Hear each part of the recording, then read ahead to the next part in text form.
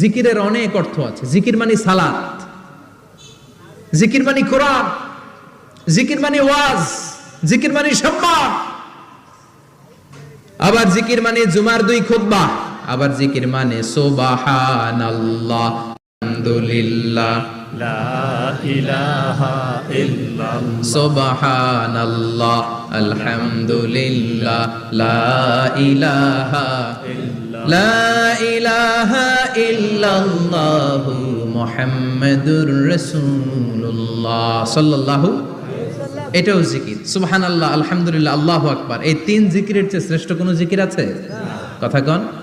বিশ্বনবী প্রত্যেক ফরজ নামাজের পরে সুবহানাল্লাহ 33 বার, আলহামদুলিল্লাহ 33 বার, আল্লাহু আকবার 34 বার পড়তেন। রাজি আছেন? সবাই পড়তে রাজি আছেন? ইনশাআল্লাহ। লাফালাফি করবেন না তো? ঘাড় বাঁকা করবেন না তো? হুই হুই করে চিল্লাফাল্লা করা যাবে? জিকিরের মধ্যে সৌন্দর্য আছে না নাই?